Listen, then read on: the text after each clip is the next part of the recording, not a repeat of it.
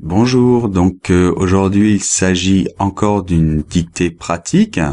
Il s'agit d'un mail, tout simplement, à un ami qui écrit un mail à un autre ami. Après la dictée, nous verrons quelques difficultés particulières de la dictée. J'insisterai sur quelques points en particulier. C'est parti. Salut Antoine. Salut Antoine. Virgule. Comment ça va? Comment ça va? Point d'interrogation. À la ligne. Je viens de rentrer de vacances. Je viens de rentrer de vacances. Je viens de rentrer de vacances et j'ouvre mon courrier. Et j'ouvre mon courrier pour la première fois. Pour la première fois. Et j'ouvre mon courrier pour la première fois depuis le mois d'août. Depuis le mois d'août. Point. Quelle surprise et quelle bonne nouvelle. Quelle surprise et quelle bonne nouvelle. Quelle surprise et quelle bonne nouvelle. Point d'exclamation. Tu viens d'être papa, virgule. Tu viens d'être papa, virgule. C'est génial. Point d'exclamation. Tu viens d'être papa, virgule. C'est génial. Point d'exclamation. C'est un garçon, virgule. C'est un garçon, virgule. C'est un garçon, virgule. Tu dois être ravi, n'est-ce pas? Point d'interrogation. Tu dois être ravi, n'est-ce pas? Tu dois être ravi, n'est-ce pas? Point d'interrogation. Mais comment s'appelle-t-il? Point d'interrogation. Mais comment s'appelle-t-il?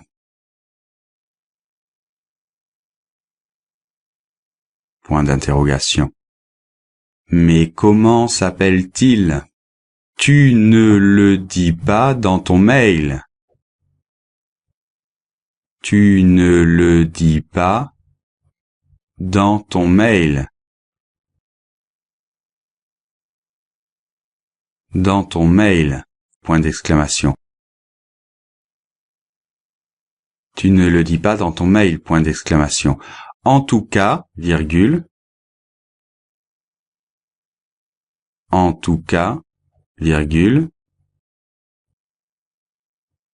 Il est très mignon sur la photo. Point d'exclamation.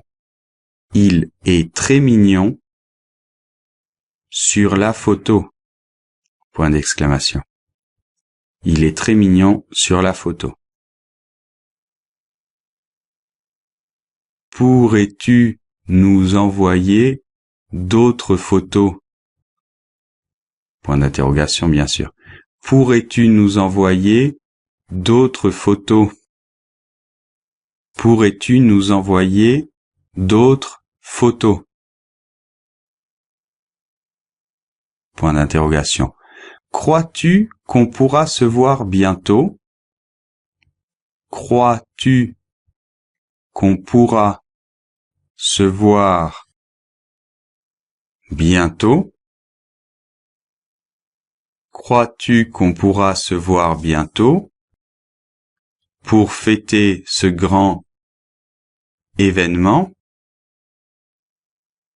Crois-tu qu'on pourra se voir bientôt pour fêter ce grand événement? Point d'exclamation. Crois-tu qu'on pourra se voir bientôt pour fêter ce grand événement? Point d'exclamation à la ligne. Depuis Paris, virgule. Depuis Paris, virgule. Avec Julie, virgule. Depuis Paris, virgule. Avec Julie, virgule. On vous envoie, virgule. À toi et bien sûr à Marie. À toi et bien sûr à Marie.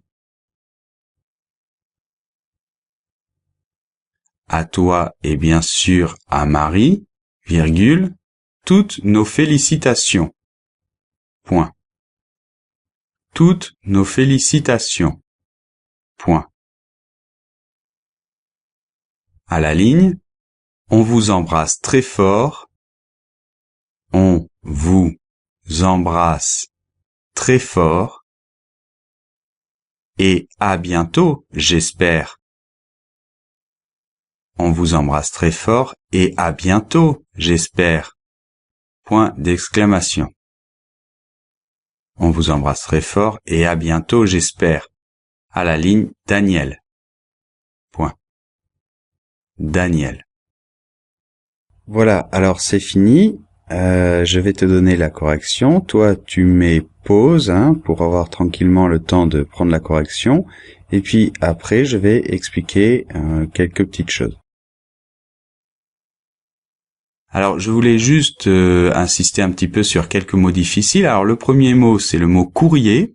Attention, parce que courrier prend 2 R, d'accord ? Par contre, le mot adresse, qui n'est pas dans la dictée, mais je vous le dis, le mot adresse ne prend qu'un D. C'est le contraire par rapport à l'anglais, par exemple. Donc, attention. Donc, courrier 2 R, adresse, un seul D. Ok, ensuite, il y a le mois d'août, le mois d'août qui est un petit peu difficile. En plus, la prononciation est un peu bizarre. Donc attention, A-O-U, accent circonflexe, T. Ensuite, je voulais insister sur de faire attention, bon c'est pas très grave, mais quand même, les traits d'union qu'il y a quand dans l'interrogation, le verbe est placé avant le sujet. C'est-à-dire qu'on fait l'inversion verbe-sujet, verbe-pronom en général. Donc par exemple, n'est-ce pas, il y a du coup un trait d'union. S'appelle-t-il? Alors, s'appelle-t-il, c'est encore un peu plus compliqué parce que les verbes du premier groupe au présent, comme ça, on rajoute un T pour garder le son avec un T, comme les verbes du deuxième et troisième groupe. Donc, s'appelle-t-il, dans ce cas-là, il faut mettre un T entouré de traits d'union. Pourrais-tu, bon, pareil, avec le trait d'union, et crois-tu, pareil, avec le trait d'union.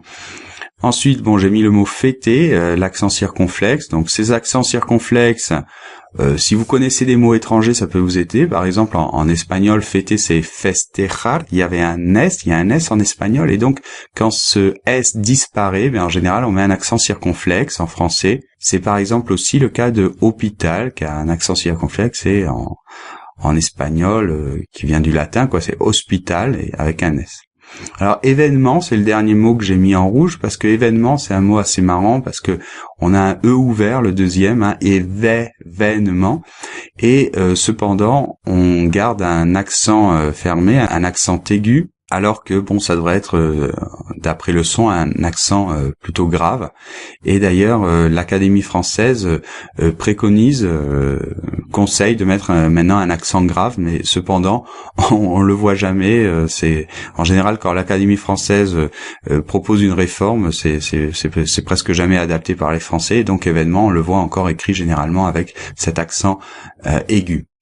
Voilà pour aujourd'hui. Au revoir. Si vous aimez, n'oubliez pas de liker, de mettre un commentaire, de partager dans les réseaux sociaux et surtout de vous abonner à la chaîne. Au revoir.